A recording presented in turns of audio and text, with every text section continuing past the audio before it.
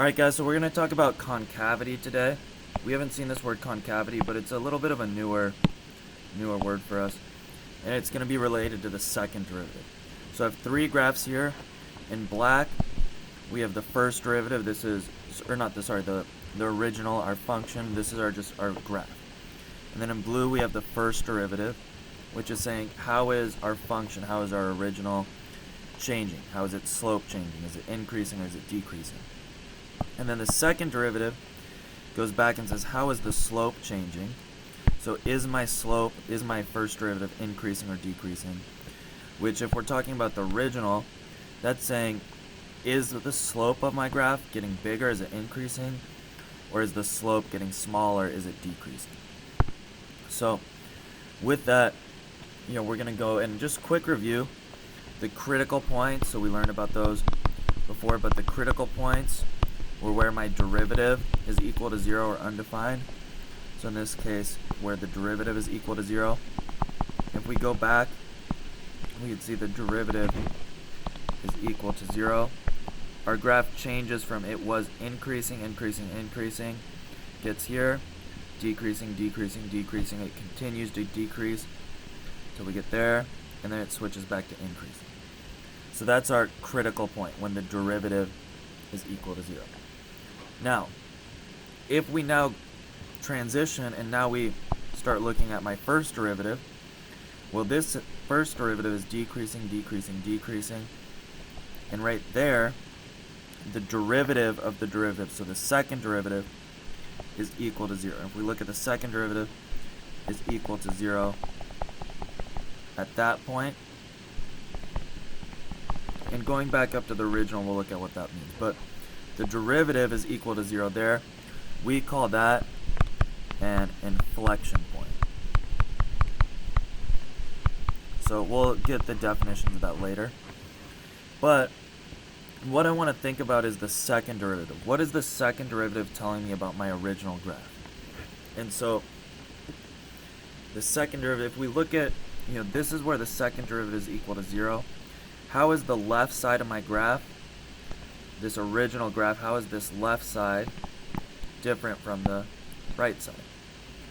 And when we look at those two sections of the graph, okay, we notice the left side, let's change colors here. The left side, or I'll just highlight it, is kind of making a U shape, right? But it's an upside down U shape. Then if we look at the right side is, where did the highlighter go? There we go. The right side is making a U shape, but now it's a regular looking U. And so that's kind of how the second derivative, what the second derivative does, is it affects that shape of the graph, either upside down U or U. It affects how the curve looks. And one interesting thing about it is when we make a upside down U, anytime you make a tangent line, it's always above the graph. When it's a U shape, any of these tangent lines are going to be below the graph. So that's just something, but we call that shape, we call it concavity. So if you're taking notes, you'd want to put a bullet point and put concavity. And the definition of concavity is we're going to have concave up and concave down. So concave up is going to be when the derivative is increasing. And this is going to give us kind of a U shape. So concave up gives us a U shape, and that's the derivative is increasing. Okay. Then we also have concave down. And concave down's definition is when f prime of x is decreasing. And so this is an upside down U shape.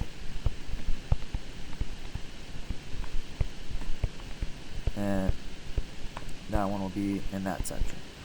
And if we look at the graphs we have, you'll notice that this yellow section, right, that's concave down. So this is concave down. And if we go to the derivative, we see the derivative, it's positive, but it is decreasing, decreasing, decreasing. If we notice right here, all of a sudden my derivative starts to increase. And so when we go down to the second derivative, we notice it's always negative. So we're going to learn about like how to test for concavity, and it's going to be when our second derivative is 0. Then if we go to the section where it's concave up, this blue section where it's concave up, and we look at my derivative, the derivative is increasing, increasing, increasing, increasing. And so the second derivative is positive u. So that's basically how we test for this. And it's kind of very, very similar to the first derivative and increasing, decreasing.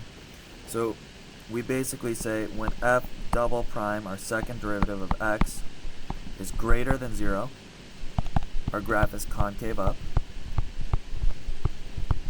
And when it's less than 0, our graph is concave down. And that's how we test for concavity. Now, in order to figure out these intervals of the graph, same thing as before.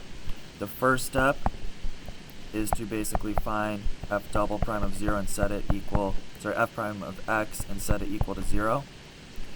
And these are going to be called our inflection points. So an inflection point is like a critical point, but it's for the second derivative.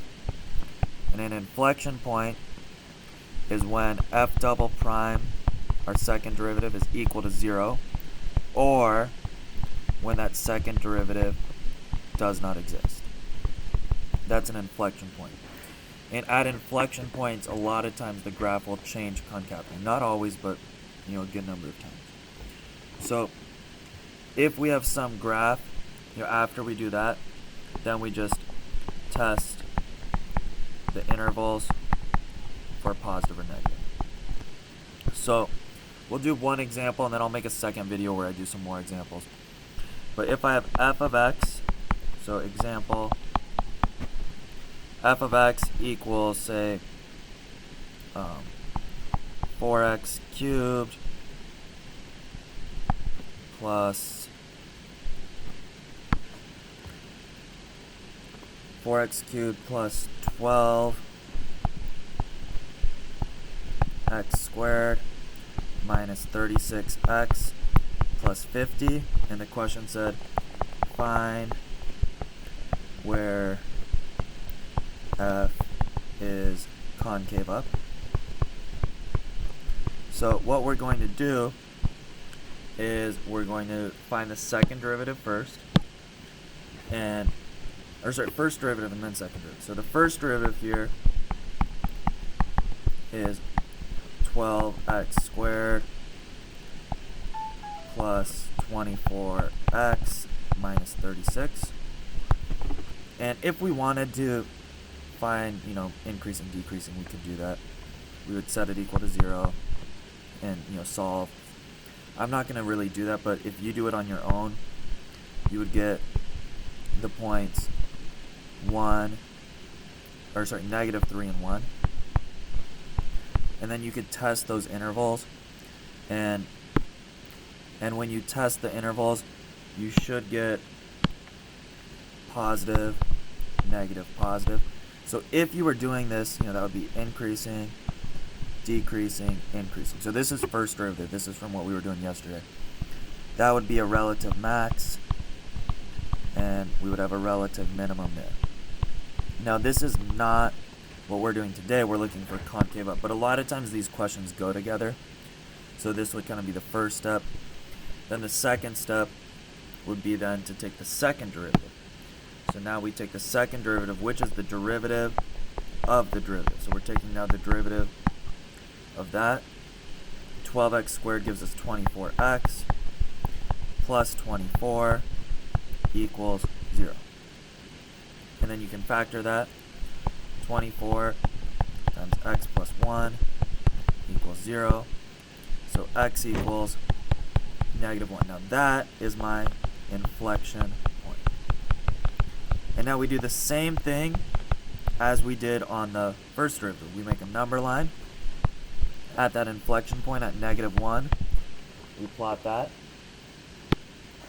And now from there we just, test points in the interval. So a point smaller than -1 would be -2. And again, we're testing the inflection, so we're going to plug that into the second derivative. So we're going to plug in -2 into the second derivative. So 24 times -2 is -48 plus 24. That is going to be negative. So I put a negative in that section. Then I could also test a point bigger than -1, which would be 0, which is 0 plus 24. That's positive. And I like to just, when I draw this, draw the concavity way. So negative is concave down, which is an upside down U. Think it's going down. Concave up is pointing upwards. So my graph is going to be pointing downwards to the left of -1, upwards to the right of -1. Now, another common question that they could throw at you would be, after this, to just sketch f of x. Now, you could, if you have a calculator, right, you can just plug that in. But if we're sketching it, the important points are going to be any zeros, right, so anywhere where f of x is equal to 0. But then also our critical points and our inflection points. Now,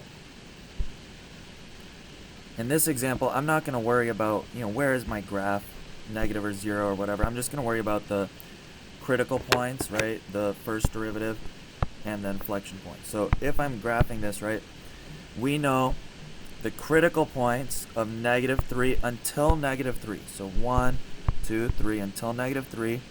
This graph is increasing. And until -1, it's pointing down. So it's increasing, increasing, increasing, increasing. And at -3, right, at -3 it starts to decrease. And then at -1, it starts to point like the U shape going up. Right, and then at 1 is where it has a relative minimum, and it starts increasing again. So something like this. Now, the graph could be shifted up, it could be shifted down, left, right, but we know that, these points here are important points, and that would just be kind of a rough sketch of that. So that's the notes example. I actually don't think I'm going to post any more examples because really, it's just taking the derivative, taking the second derivative, doing that concavity test, and then we see where is it concave up, where is it concave down. All right, have a good day, guys, and I'll see you tomorrow.